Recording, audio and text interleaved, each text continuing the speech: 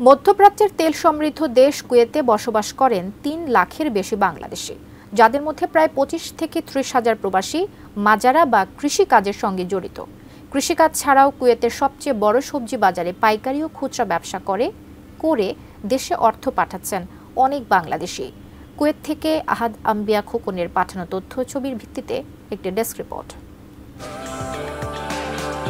কুয়েতের সবচেয়ে বড় সবজি ও ফলের পাইকারি বাজার central vegetables and fruits market.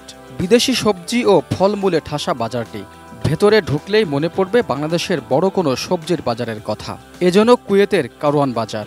এই পাইকারি বাজার থেকে সবজি সরবরাহ হয় কুয়েতের প্রত্যেকটি দোকান ও মার্কেটে। নান্দনিক সৌন্দর্যের ও অত্যাধুনিক প্রযুক্তির ছোঁয়া সর্বত্রই। মজার বিষয় হলো, ক্রেতারা কুয়েতি নাগরিক হলেও বিক্রেতাদের অধিকাংশই বাংলাদেশি।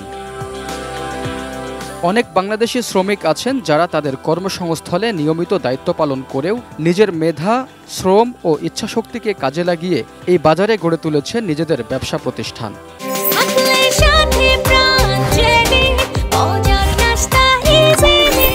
এতে শুধু তারা নিজেরাই লাভবান হননি, বরং তৈরি করছেন আরও অনেকের কর্মসংস্থানও।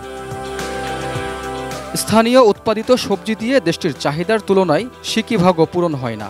সেক্ষেত্রে দেশটির সবজির যোগান দেয় জর্ডান, সৌদি আরব, লেবানন, ভারত, পাকিস্তান, আফ্রিকা ও ইউরোপের দেশগুলো। সম্পূর্ণ শীতাতপ নিয়ন্ত্রিত এবং আধুনিক সব সুযোগ সুবিধা সহ বিশাল এ মার্কেটে ঘুরে ফিরে চোখে পড়বে বাংলাদেশিদের। পাশাপাশি কাজ করছেন নেপালি, ভারতীয়, মিশরীয় এবং সুদানিরাও। কুয়েত প্রবাসীরা বলেন, বাংলাদেশি সবজি ও ফলের ব্যাপক চাহিদা থাকলেও দেশ থেকে আসা ফল ও সবজিগুলোর আন্তর্জাতিক মানের প্যাকেজিং করা হয় না।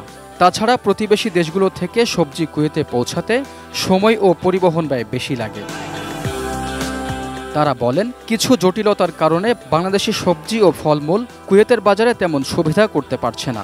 এ ব্যাপারে যথাযথ ব্যবস্থা নিতে তারা বাংলাদেশ সরকার ও রপ্তানিকারক প্রতিষ্ঠানগুলোর প্রতি আহ্বান জানান। Raihan Munshi, desk report, ATN news.